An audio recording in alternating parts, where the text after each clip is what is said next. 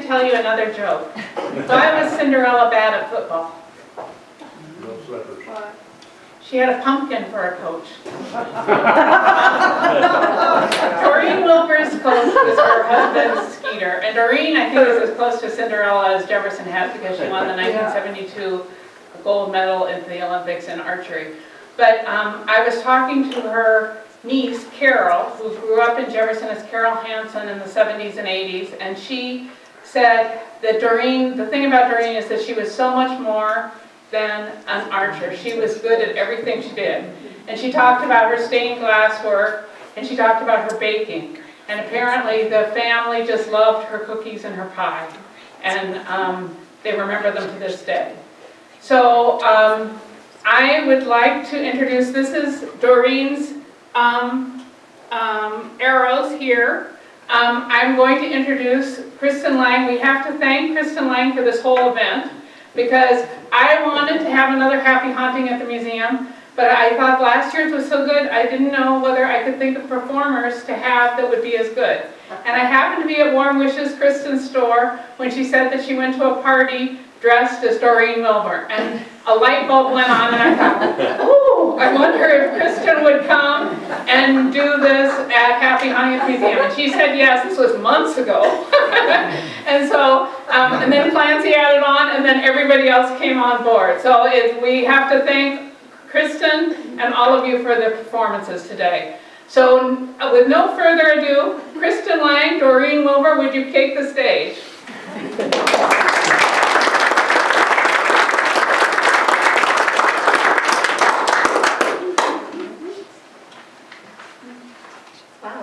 Hopefully you still thank me at the end of this. Okay.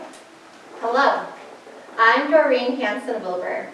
You might know me from my life-size statue on Lincoln Way by the Rec Center, aiming an arrow at the target across the street by Home State Bank. In 1972, in Munich, at 42 years old, I became the first woman from Iowa to win an Olympic gold medal. My road to the Olympics was unique. I was born in 1930 and started country school near Humboldt. I moved to Jefferson when I was 12. After graduating from Jefferson High School, I worked at the Jefferson Creamery as the bookkeeper. In May 1951, I married Paul Wilbur, better known as Skeeter, who had an automotive garage. Archery wasn't always my #1 interest. I was a good bowler and won a state double bowling championship. When Skeeter accepted a used bow and arrow in payment for some mechanical work, I found my calling. I was 27 years old. We lived on a small acreage, and I was able to set up an archery target and practice. At that point, I was working full-time as a bookkeeper for Skeeter's garage, but I always made time for my bow. Eventually, I joined an archery club near Guthrie Center, and they introduced me to competitive archery. In 1961, I won my first state championship. From 1963 to 1973, I never lost a state championship. In 1967, I won the amateur division of the National Field Archery Championship, and the next year I decided to focus on target archery. I was one of only 2 people in western Iowa shooting target archery regularly. Skeeter was my coach. He concentrated on the mechanics, and I was my own psychological coach. I was known for being cool and calm under pressure. Skeeter always said it was my steadiness and consistency that enabled me to win. I said, focus, believe in yourself, and shoot only 1 arrow at a time. Skeeter compared me to the Nebraska football team, saying, she grinds them down. I shot in 8 international competitions between 1968 and 1974, winning the Ambassadors Cup in 1968 and tying the world record. I won silver at the 1969 World Tournament, and I repeated that feat at the 1971 World Tournament. That year, I also won the Russian Invitational in Moscow. When I won the Olympic gold medal in 1972, I set 2 world records. My last competition was in 1974 at the Championship of the Americas in Puerto Rico, where I won another gold medal. I wasn't known only for my victories, I was also famous for my sportsmanship. I took extra supplies like strings and arrow rests to give to my competitors, especially for opponents from countries that had trouble getting supplies. When asked, I gave advice. I even helped set up the equipment. The 1976 Olympic gold medalist once said, "Winning the gold was great, but today I got to shoot with Doreen." After I retired from competition, I helped with local youth and adult archery. Skeeter, Don Orris, Bill Siglin, and I worked with the Junior Olympics Archery Development Program. We held practice sessions at the fairgrounds and in our backyard, taking teams to the Iowa Games. Although I died in 2008 and Skeeter died in 2024, someone from Beta Tau Delta sorority said of us, "Their actions inspired others to do more, dream more, learn more, and become more." I like to think that's my lasting legacy.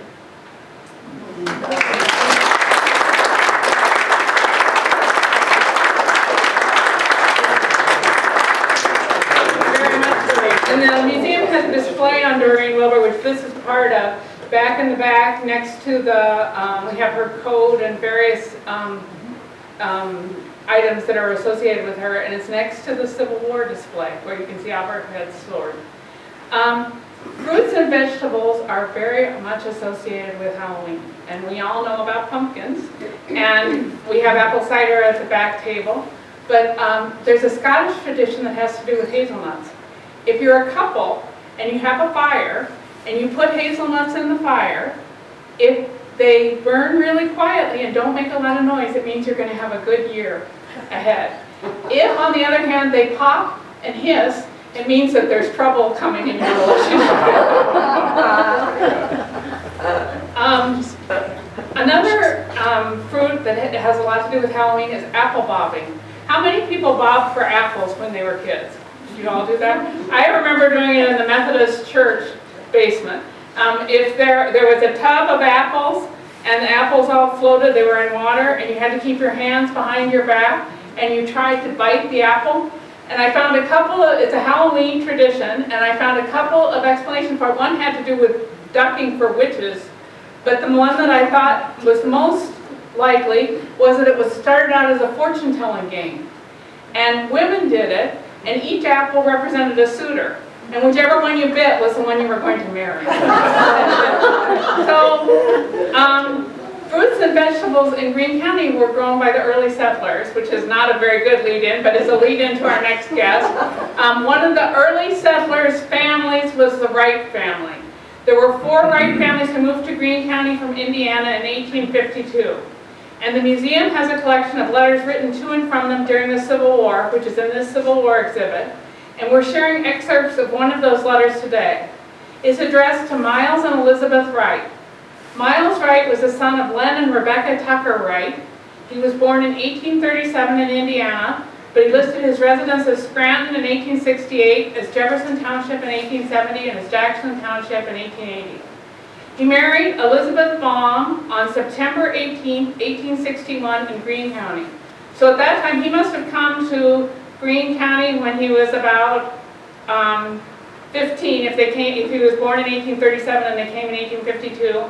And she was here by the time she was 23 because she was born on March 1st, 1838 in Carroll County, Indiana. She was the daughter of George and Jane Baum. And Jane Baum is the author of the letter we'll hear today. At the time she wrote it in 1863 to Miles and Elizabeth, they lived in Greene County, but she still lived in Indiana.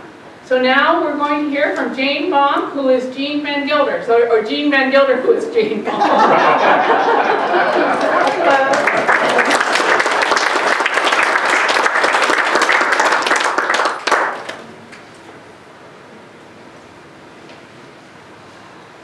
June 21st, 1863. Dear children, it is with pleasure and by the will of a kind and merciful providence that I take my pen in hand to embrace you with a few lines to let you know that we are yet alive and amongst the living. We ever feel thankful for his kind mercies to us and hope that you are enjoying the same great blessings. Asna Black is here with her children, and her hired girl is with her. They came 2 hours ago. They have just eaten their supper and are sitting around the fire warming themselves. You will perhaps think it's strange when I say warming themselves, but yesterday I hauled corn all day with my winter coat on and was not too warm.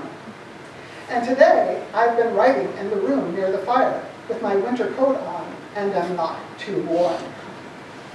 Elizabeth, do you remember Lee's Rothrock?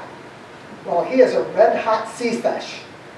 The men was working on the road not long ago, and Lee's had his butternut badge, as they call it, to support the Confederacy, on his bosom.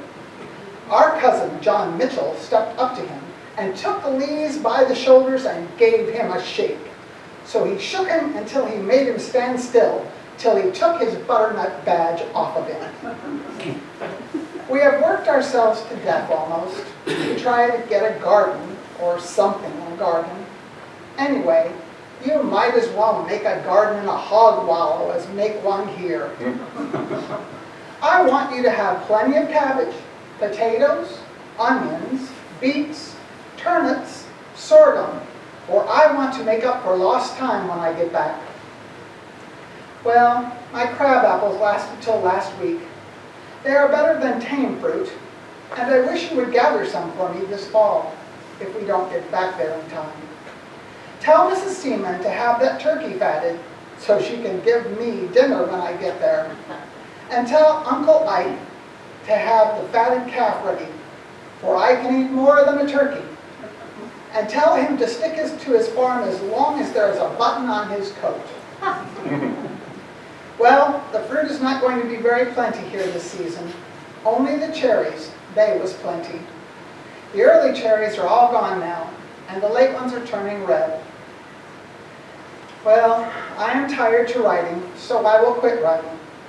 Write soon, give my love to all, and keep a share of yourselves. From your mother, Jane Baum.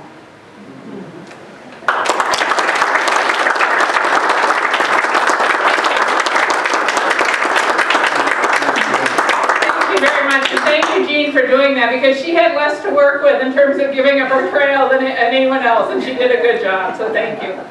Next, we're going to have Jennifer and Rick once again. This is their last performance, so I hope it will be a good one, and I'll give them a healthy round of applause.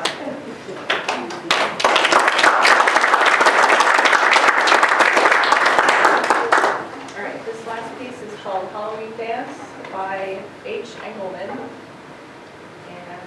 I forgot to mention, the other instrument that I brought today was a viola. That was the instrument that you heard right before this one.